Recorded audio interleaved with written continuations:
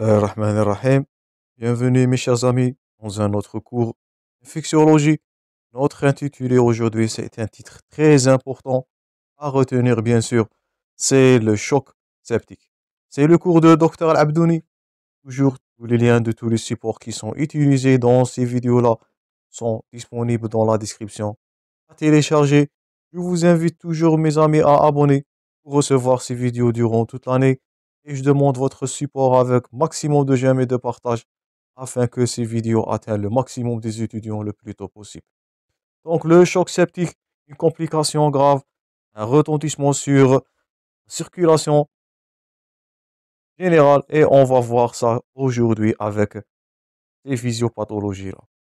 Donc, comme introduction là, donc l'infection, elle va subir des étapes. Donc, on va les aborder dans le cours de bacille à gramme négatif. On a premièrement l'infection. L'infection va nous donner le SRIS. Le SRIS va nous donner le sepsis. Le sepsis va donner le sepsis grave. Et après ça, il va évoluer vers un état de choc. Donc, on va aborder les détails là dans le cours des infections à bacille gramme négative. On va détailler tous ces critères-là. Le SRIS, le sepsis, sepsis grave. Mais notre intitulé aujourd'hui, c'est le choc septique, le résultat de tous ces enchaînements. Cet enchaînement, on peut utiliser le terme. Notre intitulé là aujourd'hui, c'est le choc septique là. Donc, commençons premièrement avec de la physiopathologie. Donc, un foyer septique. Donc, c'est ce qu'on est en train de parler dans ce diapo-là. Donc, donc c'est la enlomisation de l'endoven. Elle va donner une embolie microbienne. Cette embolie microbienne, elle va se fragmenter. Elle va donner du sepsis. Et après ça, elle va donner l'état de choc. Donc, le choc septique là, il est d'origine de des endotoxines ou bien des toxines qui sont sécrétées par les bactéries. Donc, premièrement, définition du choc septique. Donc, c'est une anoxie tissulaire qui est aiguë, donc elle est grave, par l'incapacité d'utilisation de l'O2. Pourquoi? Sous l'action de l'endotoxine sur la résistance artérielle périphérique. Donc, l'endotoxine là, elle va causer un état de choc qui est septique. Donc, toujours on avait dit qu'on a une bactérie qui est sécrétant d'endotoxine, elle sera grave par des toxi-infections. C'est dû à ces toxines-là, on va avoir l'état de choc ou bien le choc septique là qui est dû aux endotoxines. J'espère que c'est clair jusqu'à maintenant. Un choc septique, c'est le résultat des endotoxines qui sont sécrétées par les bactéries et ils vont affecter, bien, ils vont altérer la résistance artérielle périphérique. Donc dans deux phases et on va avoir de l'hypotension là. Premièrement, c'était la définition. Et deuxièmement, j'insiste sur ce diapo-là. Donc, les deux phases du choc septique. Ça, vous devez retenir par cœur. C'est primordial dans ce cours-là. Donc, c'est parmi les titres les très importants dans le cours de choc septique. C'est les phases avec ces deux phases hyperkinétiques et hypokinétiques. Donc, c'est primordial et bien sûr, ce sont des questions fréquemment répondues au niveau des examens. Donc, faites attention. Le choc septique, là, il va subir de deux étapes, ou bien de deux phases. La première phase, elle est dite la phase hyperkinétique, ou bien la phase chaude. Donc là, on va noter premièrement l'augmentation des besoins en O2 et l'altération de l'extraction tissulaire au niveau de 2. Donc ça nous fait rappel de la physiopathologie du choc, des états de choc. Donc dans les états de choc, les tissus, ils vont augmenter leurs besoins en O2. Donc ça c'est de la physiopathologie. Et on va subir une vasodilatation qui est artérielle et musculaire. Pourquoi? Pour augmenter le flux sanguin, mais ça va donner une hypovolémie. Pourquoi? Car c'est l'effondrement des résistances périphériques, mais avec un débit cardiaque qui est élevé. Donc c'est la phase chaude là. Qu'est-ce qu'il va se passer? On récapitule. Les tissus, ils vont augmenter leurs besoins en O2. Donc, c'est une vasodilatation réactionnelle qui va subir dans le corps avec une élévation du débit cardiaque. Pourquoi? Pour essayer, donc toujours les mécanismes de défense là, ils sont là pour compenser les déséquilibres plutôt. Donc, et là, c'est une vasodilatation. Notez bien, donc une phase hyperkinétique. C'est le phase chaude. Donc là, on va avoir une vasodilatation. Je vous invite à noter ces deux critères-là. Donc, ils sont questions primordiales, sont fréquemment répondus comme questions des examens. Première phase du choc septique, la phase hyperkinétique. Donc, augmentation de l'extraction tissulaire de l'O2. Je vous invite à noter ces titres-là. Une vasodilatation artérielle musculaire et elle va donner l'hypovolémie car c'est l'effondrement de la résistance périphérique. Donc, la résistance périphérique, là, elle va diminuer. Donc, ça, c'est de l'hypovolémie, c'est de l'hypotension, état de choc, et avec un débit cardiaque qui est élevé. Donc, c'est le corps humain qui est en train d'essayer d'adapter à cette agression-là du choc. Donc, ça, c'est la phase chaude.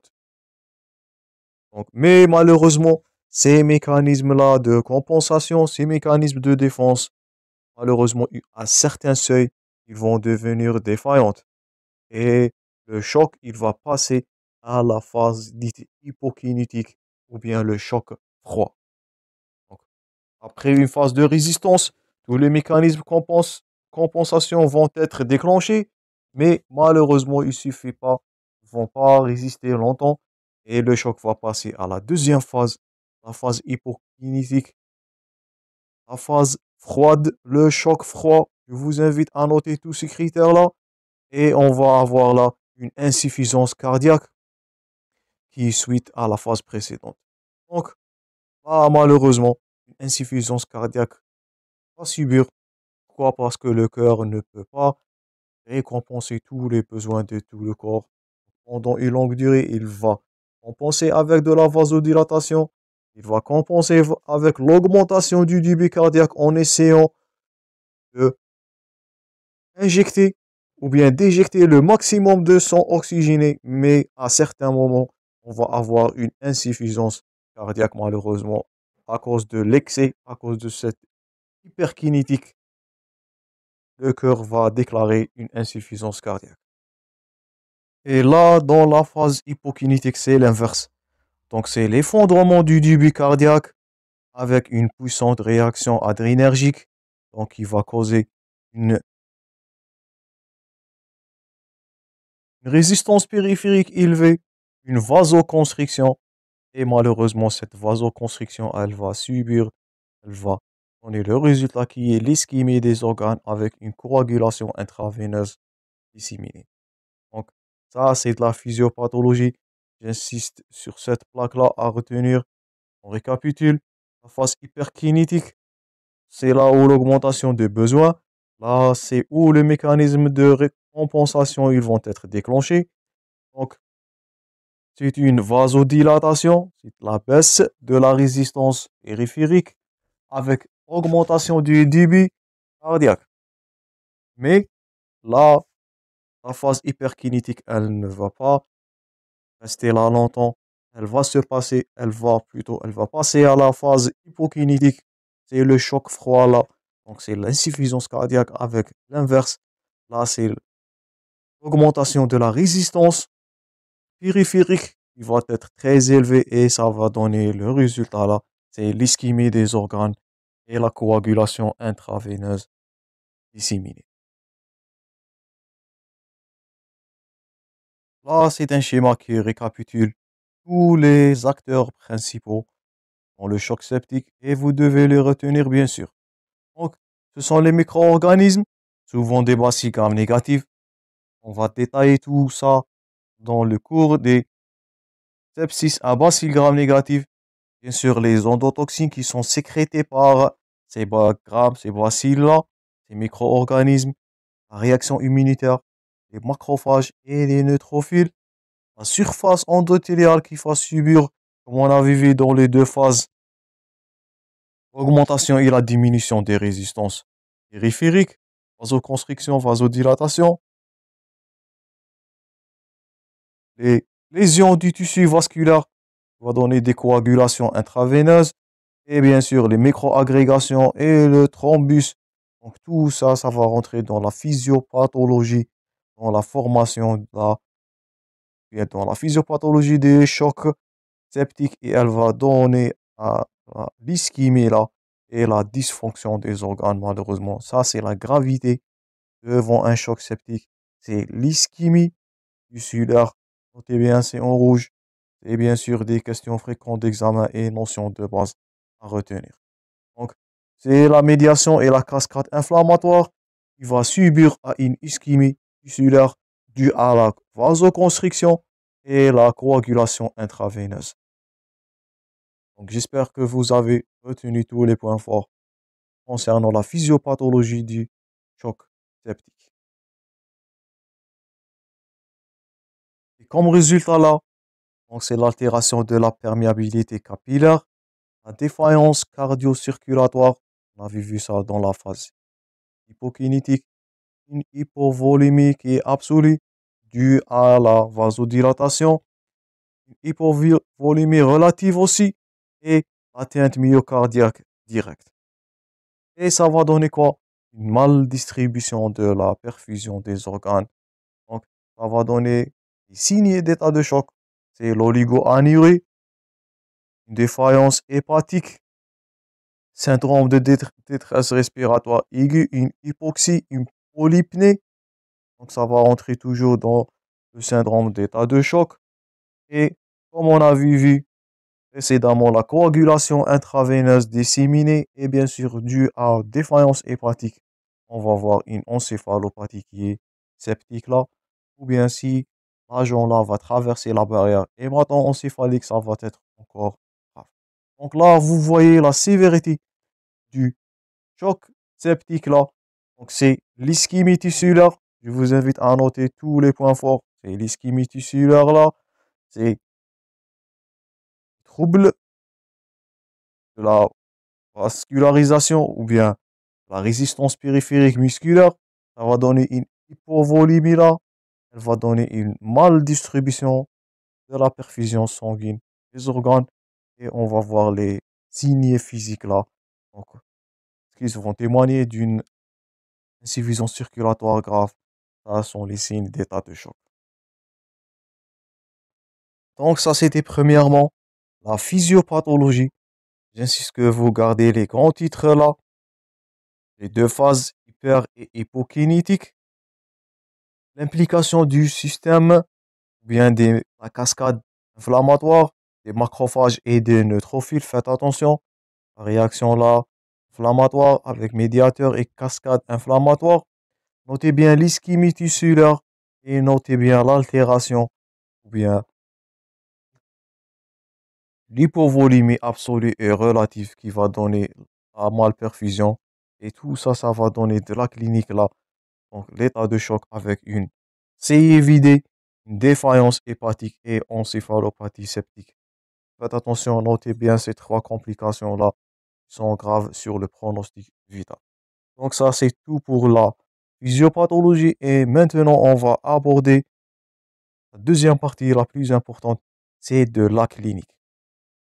Donc, qu'est-ce qu'il va survenir devant un choc septique? Comment allez-vous poser le diagnostic et quelle est votre conduite thérapeutique? Donc, l'état de choc septique, c'est une urgence vitale. Donc, c'est une affection grave, c'est une complication grave. Quelle est votre conduite à tenir? Donc, premièrement, le choc septique, c'est une complication grave. On avait dit qu'elle est très fréquente avec sepsis à bacille gram négatif. On va aborder dans le deuxième cours. Et elle est liée, bien sûr, à la libération des endotoxines là, qui sont liposolubles et elle va donner la vasoplégie.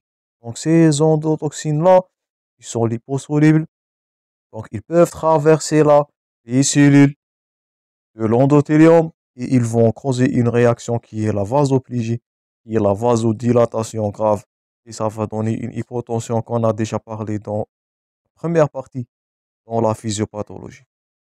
Il s'installe, ce choc septique, le plus souvent dans les premières heures et même les premiers jours brutalement, de façon brutale, à la suite d'un grand accès fébrile. Donc faites attention, un patient qui est hospitalisé, qui est infecté, ou bien qu'il a des plaies ou bien des portes d'entrée, si vous notez l'accès fébrile là, qui est accompagné avec des frissons et d'hypothermie, c'est fort probablement là aggravation vers l'état de choc. Le patient, il a subi un choc septique. Donc faites attention, devant un accès fébrile survenu brutal avec hypothermie, il peut s'agir là. Donc vous allez poser le diagnostic de complication vers le choc septique de cette infection-là.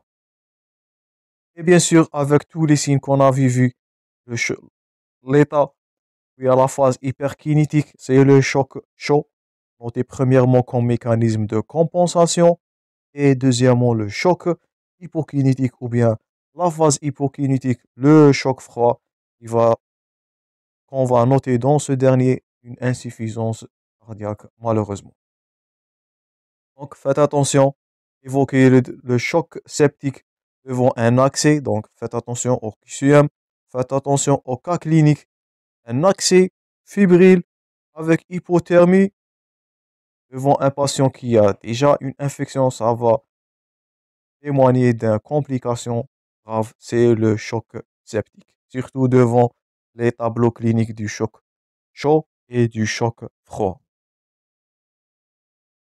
Deuxièmement, quels sont les signes, toujours dans la clinique, quels sont les signes que vous allez trouver dans ces deux phases du choc? Donc, premièrement, dans le choc chaud, donc il est appelé chaud, bien sûr. Pourquoi? C'est l'extrémité qui vont être chaudes. Pourquoi? C'est à cause de la vasodilatation, c'est l'augmentation du débit cardiaque. Donc, vasodilatation, hyperdébit cardiaque, hyperthermie. Donc, elle est appelée la phase chaude. C'est un mécanisme de compensation contre l'hypotension, l'hypovolémie. Donc, c'est la phase chaude là. Donc, hyperthermie, hyperdébit, vasodilatation. Est-ce que vous allez noter là comme signe physique? Vous allez noter l'augmentation de la fréquence cardiaque, du débit cardiaque, de le volume d'éjection systolique, l'augmentation de la résistance vasculaire pulmonaire et l'augmentation du volume télédiastolique. Tout ça, ce sont des mécanismes compensatoires dans la phase chaude là, où le corps il va essayer de compenser, comme je vous ai dit, cet état de choc. Deuxièmement, vous allez noter une diminution de tension artérielle. Pourquoi? Parce que là, c'est une vasodilatation. Donc, une diminution de tension artérielle, une diminution de résistance vasculaire, bien sûr, périphérique, et l'augmentation, ou bien plutôt l'extraction là de l'O2 et là, l'augmentation de l'extraction de l'O2. Donc ça, c'est de la physiopathologie d'état de choc. Donc, premièrement, la phase chaude, notez bien, extrémité chaude, vasodilatation, hyperdébit cardiaque, hyperthermie. Deuxièmement, choc hypokinétique, donc choc froid, c'est l'inverse. Chute du débit cardiaque, aggravation de l'hypotension artérielle encore et encore, une augmentation de la résistance artérielle périphérique et la tension là, elle est effondrée et avec des signes d'insuffisance malheureusement cardiaque. Donc tout ça, on avait vu dans la physiopathologie et vous allez noter là, parmi les signes d'état de choc, c'est les marbrures de l'extrémité et l'extrémité qui vont devenir froides dû à la vasoconstriction. Donc ça nous fait rappel des états de choc, la physiopathologie des états de choc. Donc faites attention devant un accès fébrile. Ça, c'est parmi les objectifs de secours. Faites attention devant un accès fébrile avec des frissons chez un patient là qui est hospitalisé à cause d'une infection.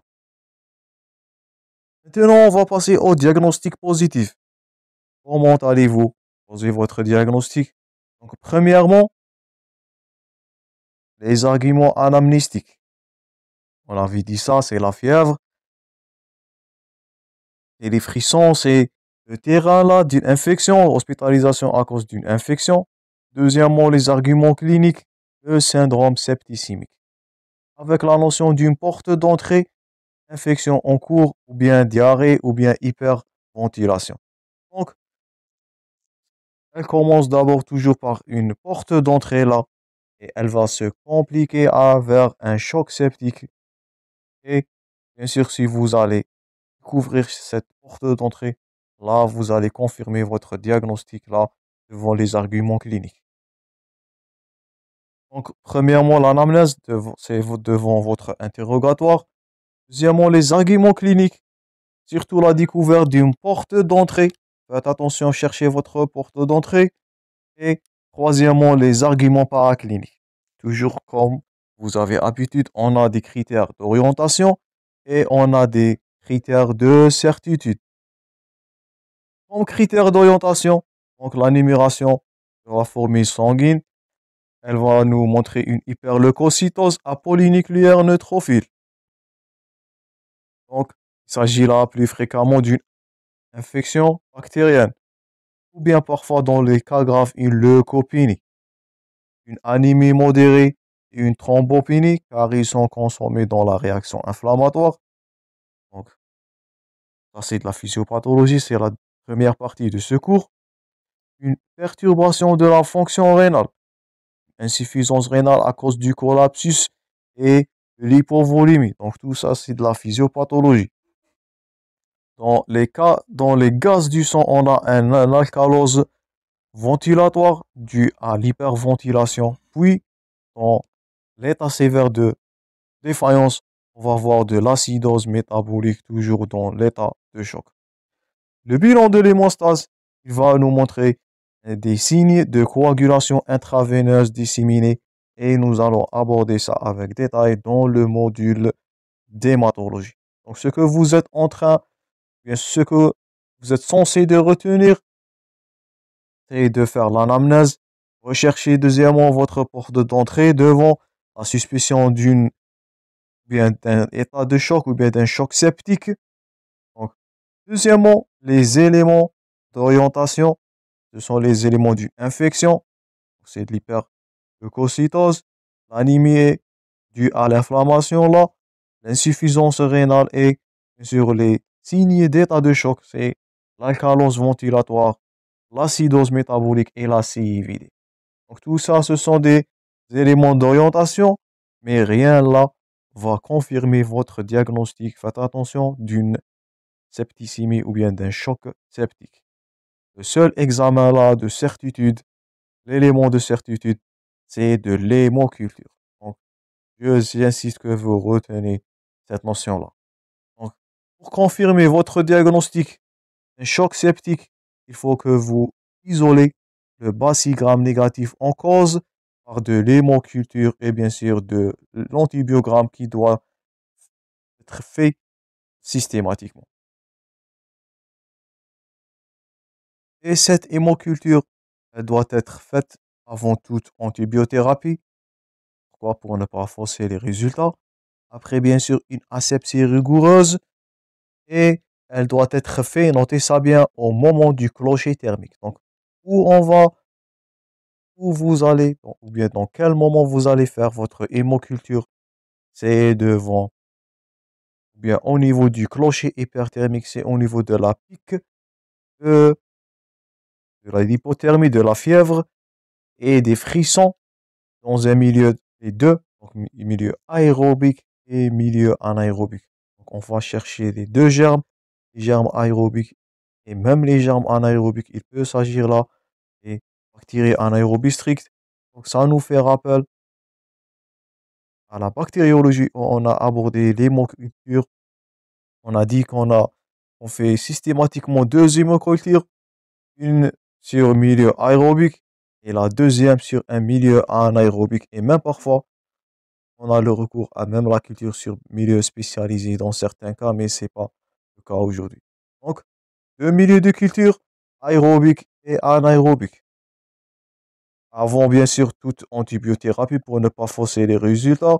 Et au niveau du le pic ou bien des clochers thermiques et des frissons là, pour avoir une culture et une hémoculture qui est fiable. Donc, donc ça, c'est quand vous allez faire votre hémoculture. Deuxièmement, où vous allez faire votre hémoculture, quels sont là les sites de prélèvement. Donc, vous allez faire du prélèvement au niveau de la porte d'entrée. Premièrement, les localisations secondaires. Vous allez faire un ECBU et une culture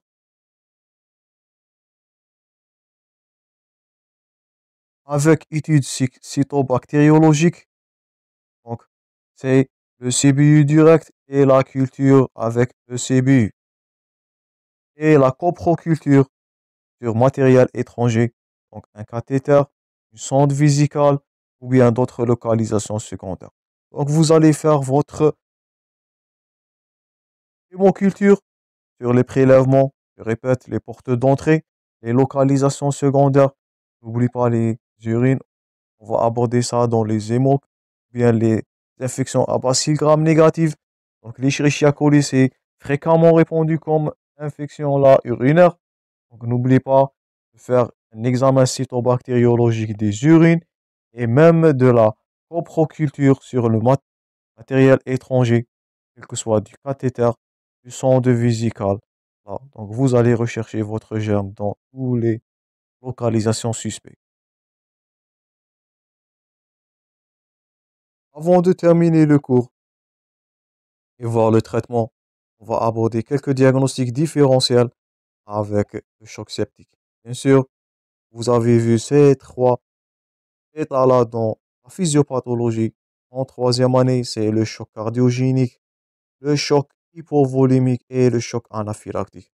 Donc, ils sont tous des diagnostics à éliminer pour ne pas fausser là les diagnostics. C'est pour cela, c'est de l'hémoculture là qui va poser le diagnostic. Notez-la bien, c'est l'hémoculture qui est l'examen de certitude devant un choc septique. Dernier titre, c'est bien sûr le traitement. Donc, le traitement de choc septique repose sur des mesures en apparence simples. Donc, premièrement, vous devez avoir la reconnaissance précoce d'une infection qui est grave. C'est pour cela on implique le choc septique devant, comme on avait vu précédemment, devant des frissons, devant une hyperthermie, un accès de fièvre là, tout ça, ce sont des signes de complications du choc septique. Deuxièmement, vous devez identifier et traiter les foyers infectieux car ils sont là l'origine ou bien la source de ce choc septique là. Et n'oubliez pas le traitement initial par l'oxygène et l'expansion volumique, car ça, c'est la gravité, c'est l'hypoxie et l'hypovolémie là qui va donner les gravités dans l'état de choc là septique. Vous pouvez même aller utiliser des drogues vasoactives et même parfois la ventilation mécanique dans les états sévères. Donc, les mesures de réanimation là, afin d'établir une hémodynamique et une saturation en oxygène qui est adéquate.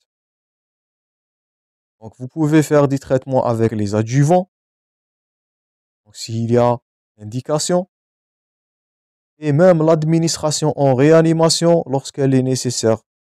Donc, là, c'est le pronostic vital qui doit être mis en jeu. Donc, le patient peut être transféré ou administré en réanimation. Bien sûr, là, l'état de choc, c'est des critères de gravité. Le patient doit être admis en réanimation.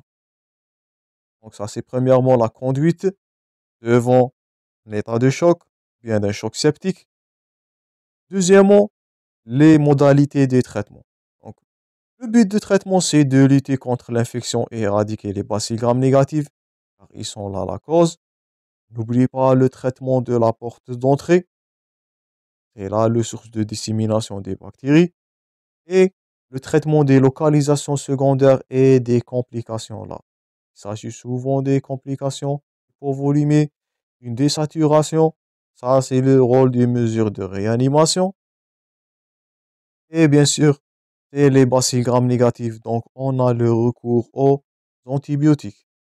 Donc, Et malheureusement, les bacilles gram-négatifs ont un taux de résistance qui est augmenté. Donc, on ne dispose pas beaucoup d'antibiotiques. On peut administrer de l'aminopénicilline en cas de résistance aux céphalosporines de première génération. On peut prescrire des céphalosporines de deuxième et troisième génération. S'il y a la notion du bactérie sécrétrice de bêta-lactamase, donc les bêta-lactamines ne sont pas efficaces, sauf que la carboxypénicilline ou bien les imipinem, qui sont les seuls antibiotiques qui appartiennent aux bêta-lactamines qui sont actives sur le territoire des bacilles gram-négatives sécrétantes des bêta-lactamases et dernièrement les aminosides. En cas de bactéries multirésistantes, une seule molécule qui est efficace. Donc là, ça nous fait rappel au cours des résistances des bactéries aux antibiotiques. Donc c'est la bactériologie, c'est la colistine et la tigecycline. Ce sont les deux molécules de dernier recours là dans les territoires du gram négatif, des bacilles gram négatifs. Donc la colistine, la tigecycline, c'est le traitement du dernier recours là. Donc, comme je vous ai dit, les bactéries là posent un problème majeur de santé publique, c'est la résistance aux antibiotiques. On va voir ça dans un TD. Donc, le traitement de dernier recours, c'est la colistine et la tigecycline, qui est la seule molécule efficace aux bacilles multirésistantes telles que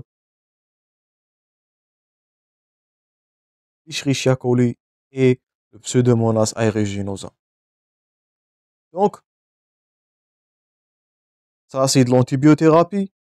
On peut prescrire aussi de la corticothérapie. Pourquoi? Pour lutter contre, contre la réaction inflammatoire. Donc ça, c'est l'hydrocortisone en injection veineuse. Donc c'est là l'antibiothérapie, la corticothérapie contre complications de l'inflammation là.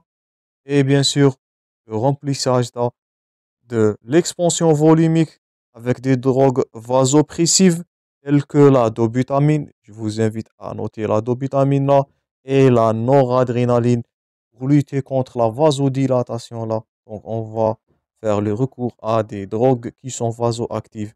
Donc ça nous fait rappel au cours de choc septique là.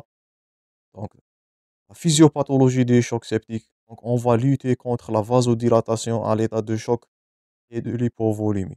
Et dernièrement, corriger les troubles hydroélectrolytiques et les mesures de réanimation. Là, il s'agit d'une urgence vitale. Le choc septique, c'est une complication grave. Elle devrait être traitée en réanimation, pas en ambulatoire. Faites attention. Donc, il faut que vous posez le diagnostic du choc septique devant les signes cliniques. Il faut savoir les signes devant les deux phases, le choc chaud et le choc froid, hyperkinétique et hypokinétique. Bien sûr, notez bien, l'hémoculture, c'est l'examen de certitude là qui va vous permettre de poser le diagnostic. Et vous devez le faire dans deux milieux, aéro et anaérobie. Donc, en aérobie et en anaérobie. Faites attention, tous ces termes créés, j'insiste sur car ils sont des questions fréquentes des examens. Et bien sûr, le traitement là, n'oublie pas la correction de l'hypovolémie, lutter contre l'hypoxie là, donc le traitement de l'expansion volumique et la réanimation, donc c'est l'oxygénothérapie. N'oublie pas les foyers, donc les portes d'entrée et les foyers secondaires.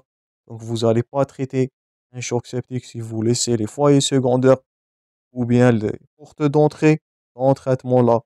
Et malheureusement, on a peu de molécules qui sont efficaces. Donc, surtout devant des bactéries multirésistantes, on n'a que la tigecycline et la colistine là qui sont efficaces. Donc, ça, c'est tout pour le choc septique. J'espère que la vidéo était bénéfique. C'était un cours un peu chargé des notions et ce sont des critère fondamental car là, il s'agit d'une urgence vitale et vous devez réagir. Donc, rapidement, éliminez les foyers secondaires. Recherchez votre porte d'entrée avec de l'antibiothérapie qui est adéquate et n'oubliez pas les mesures de réanimation et les troubles hydroélectrolytiques car il s'agit là d'un état de choc. Je vous remercie pour votre attention. Je vous rencontrerai dans d'autres cours, mes chers amis. Bon courage et à la prochaine.